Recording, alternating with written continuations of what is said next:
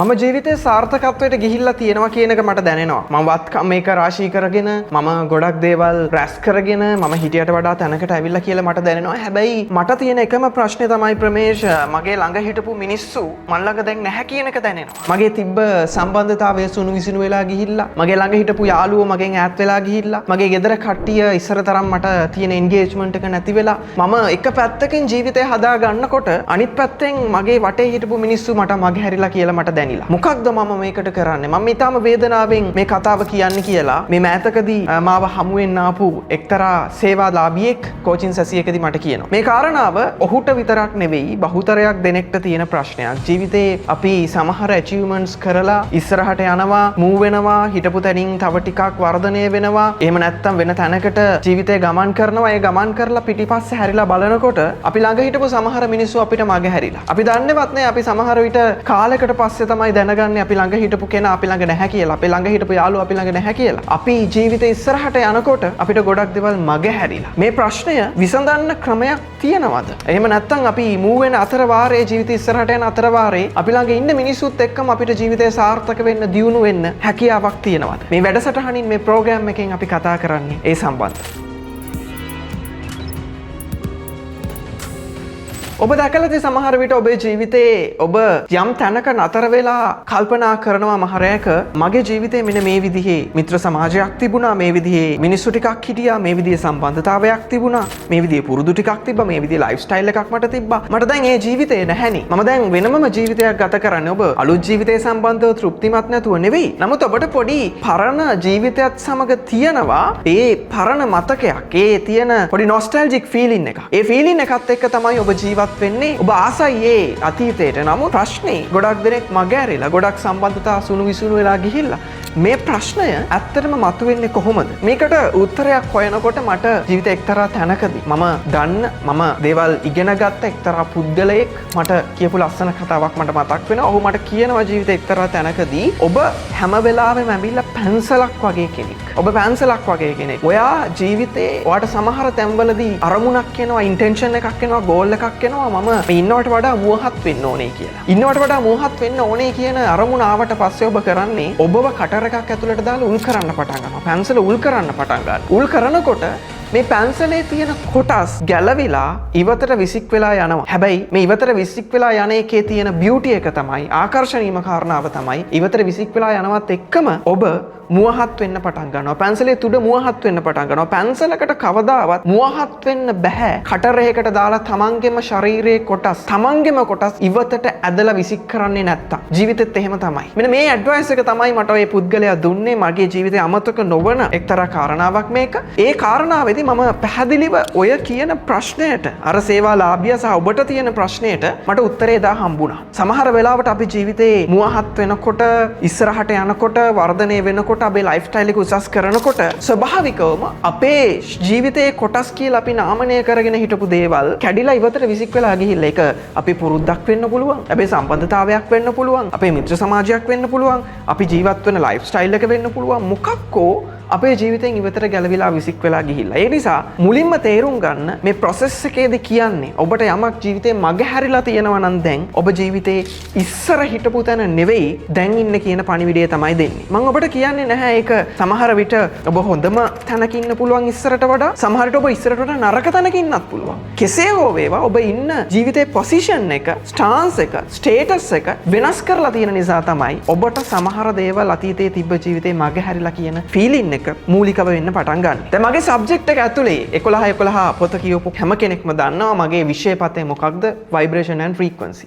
මේ කාරණාව ඇතුලේ මේක ඊටාම ලස්සනට මම 11 පොත පුරාවටම පැහැදිලි කරලා තියෙනවා මේ අපිට මිනිසුන් හමුවීම සහ අපිට මිනිසුන් අහිමිවීම සම්බන්ධ කාරණා. ජීවිතේ අපිට සමහර තැන්වලදී අපි එක්තරා vibrations වල වැඩ කරනවා, frequencies වල වැඩ කරනවා. නිකන් හිතන්න ඔබ ජීවිතේ බිමට වැටිච්ච කාලෙක, ඇද වැටිච්ච කාලෙක, ස්ට්‍රෙස් වෙලා වැඩිපුර ඉන්න කාලෙක ડિપ્રેස් වෙච්ච කාලෙක ඔබ ජීවිතේ ස්ට්‍රගල් කරන කාලෙක ඔබේ ভাইබ්‍රේෂන් එක ෆ්‍රීකවන්සි එක ගමන් කරන්නේ කොයි වගේ ලෙවල් එකකද? පොසිටිව් ධන පැත්තේද ගමන් කරන්නේ? නෙගටිව් ඍණ පැත්තේද ගමන් කරන්නේ? ඔබ හොඳින් උත්තරය දන්නවා නෙගටිව් ඍණ පැත්තක තමයි ගමන් කරන්නේ. ඒ වගේ සිටුේෂන් එකකදී ඒ වගේ කාලපරාසයකදී ඔබ වැඩිපුර කැමති අඳුරට, ඔබ වැඩිපුර කැමති දුකට, ඔබ වැඩිපුර කැමති වේදනාව ආග්‍රහණය කරන්න, ඔබ වැඩිපුර කැමති වේදනාව අනුභව කරන්න. ඒ මිනිස්සුත් එක්ක වේදනාවෙන් ඉන්න මිනිස්සුත් එක්ක තමයි ඔබ ඉන්න කැමති. ඔබ බූට් ගීත තමයි අහන්න කැමති, කළුවරේ තමයි ඉන්න කැමති, තනියම තමයි ඉන්න කැමති, කතා කරන්න අඩුවෙන් කැමති. එහෙම සිටුේෂන් එකක් තියෙන කාල ජීවිතේ තියෙන. ඒ ভাইබ්‍රේෂන් එකේ ස්වභාවය. ඔබ ඉන්නේ ડિප්‍රෙස් වෙලා, ඔබ ඉන්නේ ඒ වගේ ජීවිතේ යම්කිසි තැනක හිර වෙලා. හැබැයි මතක තියාගන්න, ඔය වගේ කාල සීමාවකදී ඔබේ ගමන් කරන එනර්ජි එක, ෆ්‍රීකවන්සි එක, ভাইබ්‍රේෂන් එක ඉතා ඍණ තත්වයක තමයි ගමන් කරන්නේ. ඒක වැඩිපුර ඉන්නේ ඔබ දුකේ නිසා දුකට අදාළ වෙන ෆ්‍රීකවන්සි එකක් තියෙනවා. ඒ ෆ්‍රීකවන්සි එකේ තමයි ඔබ ඉන්නේ. ඔබ දුකේ ඉන්නවා කියන්නේ ඔබේ හර්ට්ස් ගාන මේ කම්පන සංඛ්‍යාත විද්‍යාව අනුව බලනකොට 75 තමයි ගමන් කරන්නේ. අපි නිකන් හිතමු ඔබ එහෙම නැත්තම් බයෙන් ඉන්නවා ජීවිතය සම්බන්ධ. ඔබට අනාගතය ගැන අමුතු බයක් තියෙනවා. දැනෙන්නේ නැති හොයාගන්න බැරි විදිහේ භයංකාර හැඟීමකින් ඔබ නිතරම පෙළෙනවා. ඔබ ඉන්නේ හර්ට්ස් 100.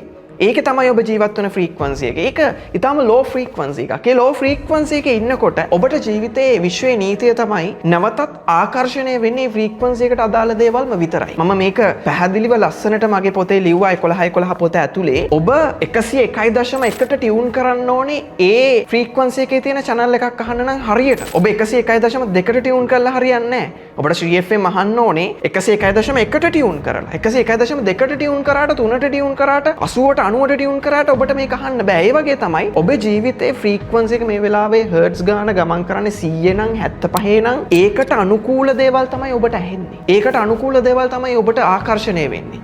ඒකත් එක්ක තියෙන දේවල් තමයි ඔබ ජීවත් වෙන්න තෝරගන්නේ. ඒ කියන්නේ ඔබට යාළුවෙක් මුණ ගැහුණත් සමහර විට එයා ඉන්නේ ගොඩක් වෙලාවට අර 75 කියන ෆ්‍රීකවන්සි එකේ. 75 කියන හර්ට්ස් ප්‍රමාණය, 100 කියන හර්ට්ස් ප්‍රමාණය. එතනින් උඩ සමාජයක්, පරිසරයක් ඔබට අහුවෙන්නෙම නැහැ. රීසන් එක ඔබ වෙනස් වෙලා නැති නිසා ඇතුලේ. හැබැයි ජීවිතේ අපි ගමු සුබවාදී කාලපරාසයක්, සුබවාදී කාලපරාසයකට එනකොට ඔබ ජීවත් වෙනවා හොඳ පීස් එකක, සැනසීමක. එතන ඔබ හරිම ආදරණීය මිනිස්සෙක් විදිහට ජීවත් වෙන කාල සීමා ජීවිතේ තියෙනවා. ඒ වගේම ඔබ කොන්ෆිඩන්ස් එකත් එක්ක ජීවත් වෙන අවස්ථා ජීවිතේ තියෙනවා. ඒ වගේ අවස්ථාවලදී ඔබේ හර්ට්ස් ප්‍රමාණය මේ ෆ්‍රීකවන්සි එකේදී ගමන් කරන්නේ 500 වෙන්න පුළුවන්, 400 වෙන්න පුළුවන්, එහෙම නැත්නම් 500ට උඩින් වෙන්න පුළුවන්. ඔබ ඉහළ කම්පන සංඛ්‍යාතයක තමයි ඉන්නේ. ඒ කම්පන සංඛ්‍යාතයකේ ඔබේ පොසිටිව් ෆ්‍රීකවන්සි එකක් තියෙනවා, පොසිටිව් එනර්ජි එකක් තියෙනවා. ඒකට අනුකූල දේවල් ඔබ ආකර්ෂණය කරනවා. එතකොට ඔබට Sri FM ඇහෙනවා. එතකොට ඔබට අවශ්‍ය කරන රේඩියෝ channel එක ඇහෙනවා. අන්න එතකොට මොකද්ද වෙන්නේ? ඒ ෆ්‍රීකවන්සි එකට අදාළ කට්ටිය ආකර්ෂණය වෙන්න පටන් ගන්නවා. ඔබ බලන්න දැන් ධනවතුන් ඉන්න රූම් එකක් ඇතුලේ මේසයක් උඩ දුප්පතුන් ඉන්නේ කොච්චර දුරට අඩුවෙන්ද? ඒ ප්‍රතිශත ඉතාම අඩුයිනේ. ධනවතුන් ඉන්න තැනක, පාටි එකක, කොන්සර්ට් එකක, එහෙම නැත්නම් මොකක් හරි ස්පේස් එකක ධනවතුන්ම තමයි ගැවසෙන්නේ. ඒ ෆ්‍රීකවන්සි එකට අදාළ දේවල්. දුප්පතුන් ඉන්න තැනක, ඒ සමාජයක ගොඩක් වෙලාවට ධනවතුන් එතනට යනවද? එහෙම නැත්නම් ජීවිතේ සාර්ථක වෙච්ච මිනිස්සු එතනට යනවද? නෑ, දුප්පත් සමාජයම තමයි එකට මිතුරන් විදියට ගැවසෙන්නේ. දැන් ඔබ ජීවිතේ යම්කිසි ෆ්‍රීකවන්සි එක මේ වෙලාවේ ඉන්නවා. ඒක ඍණ ෆ්‍රීකවන්සි එකක්ද, ධන ෆ්‍රීකවන්සි එකක්ද, මැද මට්ටම එකක්ද කියන එක අපිට හරියටම කියන්න බෑ. ඒක ඔබ දන්නේ. නමුත් ඔබ ඉන්න ෆ්‍රීකවන්සි එකට අනුකූලව ඔබ ඔබේ මිතුරු සමාජය, ඔබගේ තියෙන හැඟීම් ටික, පුරුදු ටික, ලයිෆ් ස්ටයිල් එක සකස් කරගෙන ස්ට්‍රක්චර් කරගෙන තියෙනවා. හැබැයි ජීවිතේ හැමදාම තියෙන රූල් එක තමයි අපි මේ ෆ්‍රීකවන්සිස් වල ඉන්නේ නැහැ. දැන් ඍණ මට්ටමේ ඉන්න කෙනෙක් ජීවිතේ මොකක් හරි බලපෑමක් නිසා මේ වගේ ප්‍රෝග්‍රෑම් එකක් වෙන්න පුළුවන්, සෙෂන් එකක් වෙන්න පුළුවන්, පොතක් වෙන්න පුළුවන් 11 වගේ මොකක් හෝ සාධකයක් නිසා ජීවිතේ වෙනස් වෙනවා. වෙනස් වෙලා එයාගේ ෆ්‍රීකවන්සි එක වෙනස් කරගන්නකොට මොකද්ද සිද්ධ වෙන්නේ?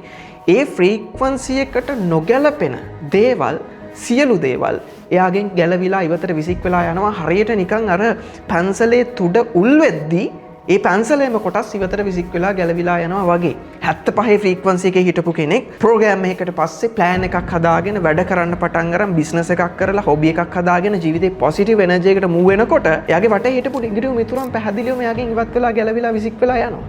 එයා 아무තු එෆර්ට් එකක් දාන්න ඕනේ නැහැ ඒක කරන්න. එයාගේ ෆ්‍රීකවන්සි එක වෙනස් වෙනකොට එයාගේ ෆ්‍රීකවන්සි එකට නොගැලපෙන හැම කෙනෙක්ම, හැම පුරුද්දක්ම, හැම ලයිෆ් ස්ටයිල් එකක්ම එයාගෙන් ගැලවිලා ඉවතට විසික් වෙලා ගිහිල්ලා. මම ජීවිතේ එක තැනකදී තේරුම් ගත්ත දෙයක් තමයි අපි මිනිසුන් ඉවත් කරන්න 아무තු එෆර්ට් එකක් දාන්න ඕනේ නැහැ. අපේ පුරුදු වෙනස් කරන්න 아무තු එෆර්ට් එකක් දාන්න ඕනේ නැහැ.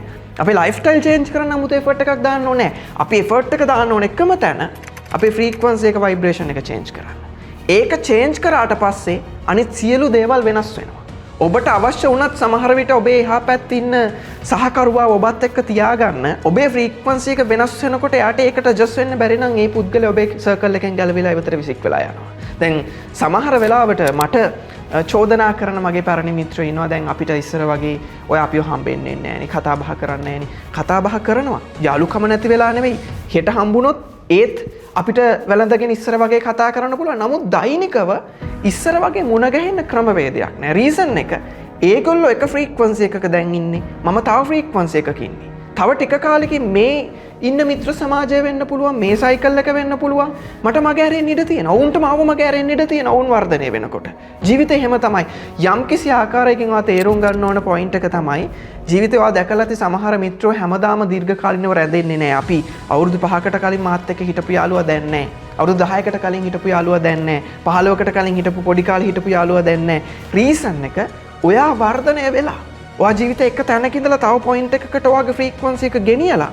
නමුත් ඒ වේගයට, ඒ ක්‍රමවේදයට, ඒ තත්ත්වයට එක්ක අනිත් කෙනාට මැච් වෙන්න බැරි වෙලා. ඔබත් එක්ක පොඩි කාලේ ඉඳලා තාමත් මිත්‍ර සමාජය ඇතුලේ යාළුවෙක් දිගටම ඉන්නවනම් ඒ කෙනා ඔබගේ සර්කල් එකේ තාමත් ළඟින් ඇසුරු කරනවා නම් ඔබ මතක තියාගන්න ඔබ දෙන්න මේ ෆ්‍රීකවන්සි චේන්ජ් එක අරගෙන එකට ඉස්සරහට ගිය මිනිස්සු.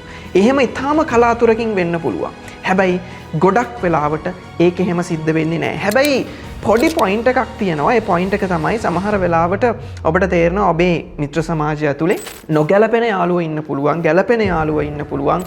සමහර විට ෆ්‍රීකවන්සි චේන්ජ් එකක් ඇති කරගත්තේ නැති යාළුවෝ ඉන්න පුළුවන්. හැබැයි තාමත් ඒගොල්ලෝ එකට ඉන්නවනම්, තාමත් ඔබත් එක්ක රැඳිලා ඉන්නවනම් බොහෝ විට ඒගොල්ලන්ගේ ෆ්‍රීකවන්සි චේන්ජ් එකක් ඉස්සරහදී ඇති වෙන්න නියමිතයි.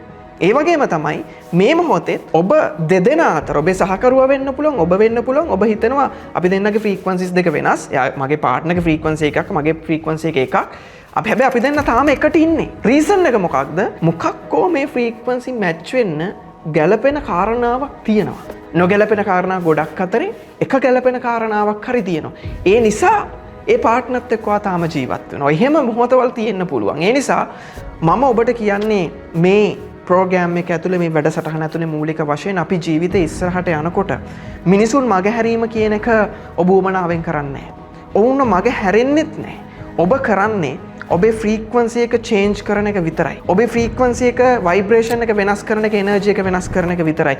ඒ වෙනස් කරනකොට ඔබ පිටිපස්සේ හැරිලා බලනකොට ඔබේ වටේ පරිසරය ඉබේම වෙනස් වෙලා. ඒ කියන්නේ ඔබේ මිනිස්සු, ඔබේ හැබිට්ස්, ඔබේ ලයිෆ් ස්ටයිල්, මේ හැම දෙයක්ම වෙනස් වෙලා ගිහිල්ලා ඔබ ජීවිතේ එක තැනකට මූව් වෙලා. මේක ධන පැත්තට වෙන්නත් පුළුවන්, ඍණ පැත්තට වෙන්නත් පුළුවන්. ඒ නිසා ජීවිතේ මිනිසුන් අහිමි නොවෙන්න නම් සමහර වෙලාවට මම කියනවා සම්බන්ධතා ඉස්සරහට අරගෙන යන්න නම් ජීවිතේ දෙන්නම ඩිස්කස් කරලා එක ভাইබ්‍රේෂන් එකක ජීවත් වෙන්න පසුබිම හදා ගන්න ඕනේ. එහෙම නැත්නම් ඒක දෙදරා යන සම්භාවිතාවයක් තියෙනවා.